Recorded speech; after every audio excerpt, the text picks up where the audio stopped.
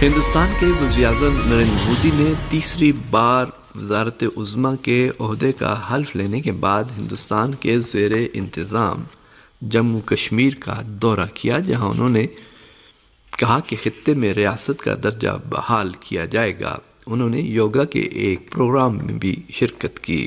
ادھر ہندوستان میں نیٹ اور دیگر امتحانات کے پرچے مسلسل لیک ہونے اور امتحانات میں بدعنوانی کے خلاف حزب اختلاف کی سب سے بڑی جماعت کانگریس پارٹی نے آج دارالحکومت دہلی سمیت پورے ملک میں احتجاج کیا۔ دہلی میں کانگریسی رہنماؤں اور کارکنوں نے بی جے پی حکومت کو اس بدعنوانی کا ذمہ دار ٹھہرایا۔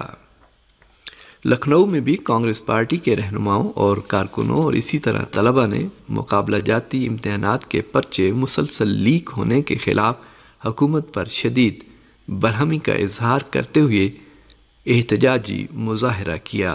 اس موقع پر مظاہرین اور پولیس کے درمیان جھڑپیں بھی ہوئیں۔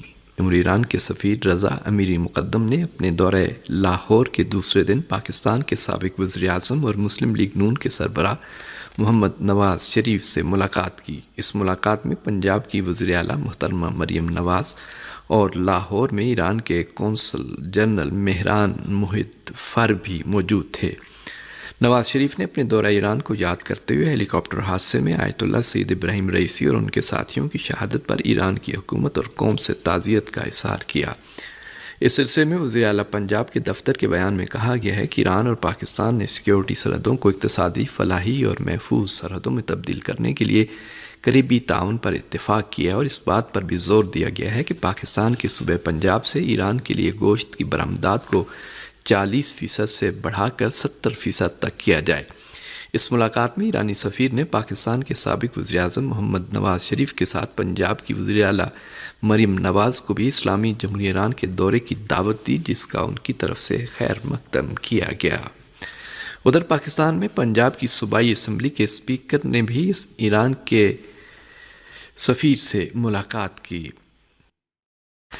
غاصب سیونی ٹولے نے جمعے کی صبح جنوبی غزہ میں اپنے مزید 2 فوجیوں کی ہلاکت کا اعتراف کیا ہے۔ مقبوضہ فلسطین سے موصول ہونے والی خبروں کے مطابق سیونی فوج نے اعتراف کیا ہے کہ غزہ کے جنوب میں القصام بریگیڈ کے گھات لگا کر کیے گئے حملے میں اس کے 2 فوجی ہلاک اور 8 دیگر زخمی ہو گئے۔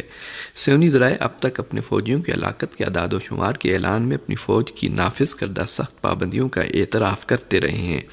سینسرشپ کا مقصد غزہ کے خلاف جنگ میں سیونی فوجیوں کی ہلاکتوں کی تعداد زیادہ اور مقبوضہ علاقوں میں اس پر اندرونی رد عمل کے خدشے کے پیش نظر عمل میں لائی گئی ہے۔ اس سے قبل سیونی ذرائع نے انکشاف کیا تھا کہ سیونی فوج کی طرف سے اعلان کردہ زخمیوں کے اعداد و شمار اس کے ہسپتالوں کے فراہم کردہ اعداد و شمار سے کافی مختلف ہیں۔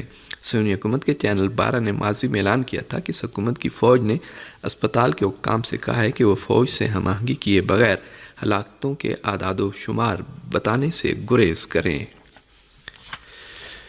فلسطین کی تحریک حماس نے مقبوضہ فلسطینی علاقوں سے متعلق تحقیقاتی کمیٹی کی رپورٹ کو سیونی حکومت کے جرائم کا ایک اور ثبوت قرار دیا ہے۔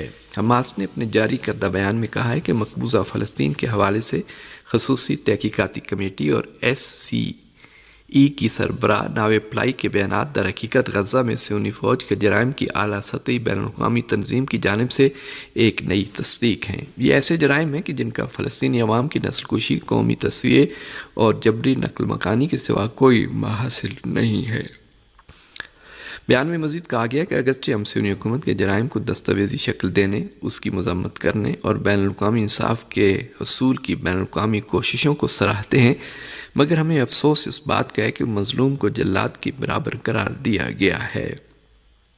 بیان میں کہا گیا کہ ہم فلسطینی مزاحمتی تنظیموں کے خلاف ایسے الزامات کو مسترد کرتے ہیں کہ جن کا بے بنیاد اور جھوٹا ہونا متعدد تحقیقاتی رپورٹوں میں ثابت ہو چکا ہے۔ خیال رہے کہ مقبوضہ فلسطینی علاقوں کے حوالے سے تحقیقاتی کمیٹی کے سربراہ نے اعلان کیا تھا کہ سیونی حکومت انسانیت کے خلاف جنگی جرائم کی ذمہ دار ہے۔ یہ ایسی حالت میں ہے کہ غزہ کی پٹی میں صہیونی حکومت کے جرائم کی مذمت کا سلسلہ جاری ہے۔ انڈونیشیا کے صدر نے ایک بیان میں اس بات پر زور دیا کہ صہیونی حکومت کو سزا سے نہیں بچنا چاہیے۔ انہوں نے کہا کہ اگر یہ تمام جرائم کہیں اور ہوتے تو دنیا خاموش نہ رہتی۔ دوسری جانب صہیونی حکومت کو غزہ کی پٹی میں فلسطینیوں کے خلاف جاری مظالم اور جرائم بند کرنے کے لیے رائے عامہ کے دباؤ کا سخت سامنا کرنے کے علاوہ اندرونی بحرانوں کا بھی سامنا ہے۔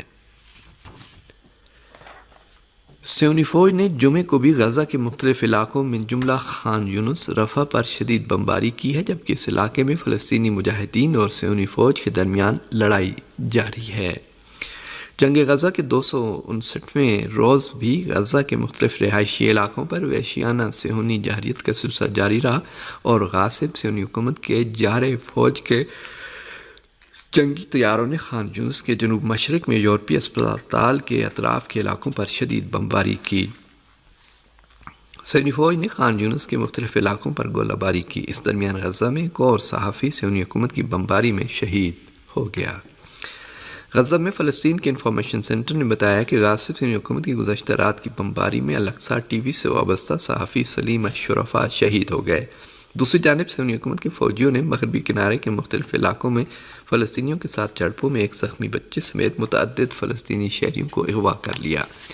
صہیونی فوجیوں نے دریائے اردن کے مغربی کنارے کے شہر طوباس میں واقع الفاریا کیمپ پر حملہ کیا اور کیمپ کی طرف جانے والی سڑکوں کو بلڈوزر سے تاراج کر دیا۔ صہیونی ٹولے نے اسی طرح نابلس، بیت المقدس اور الخلیل کے جنوب میں بھی مختلف علاقوں پر دھاوا بولا اور فلسطینیوں کے مقامات پر حملے کے بعد متعدد فلسطینی شہریوں کو اغوا کر لیا۔ صہیونی فوجیوں نے دریائے اردن کے مغربی کنارے کے شہر طوباس میں واقع الفاریا کیمپ پر حملہ کیا اور کیمپ کی طرف جانے والی سڑکوں کو بلڈوزر سے تاراج کر دیا۔ صہیونی ٹولے نے اسی طرح نابلس، بیت المقدس اور الخلیل کے جنوب میں بھی مختلف علاقوں پر دھاوا بولا اور فلسطینیوں کے مکانات پر حملے کے بعد متعدد فلسطینی شہریوں کو اغوا کر لیا۔ غزہ کی وزارت صحت کے جاری کردہ اعداد و شمار کے مطابق غزہ کے عام شہریوں کے خلاف جاری وحشیانہ جارحیت اب تک 37,413 مظلوم فلسطینی عام شہری شہید اور 85,653 دیگر زخمی ہو چکے ہیں، جبکہ 10,000 سے زائد شہید فلسطینیوں کی لاشیں اب بھی ملبے تلے دبی ہوئی ہیں، جنہیں وحشیانہ صہیونی جارحیت کی بنا پر اب تک باہر نہیں نکالا جا سکا اور شہداء کی تعداد میں ملبے تلے دبے ان شہداء کی تعداد شامل نہیں ہے۔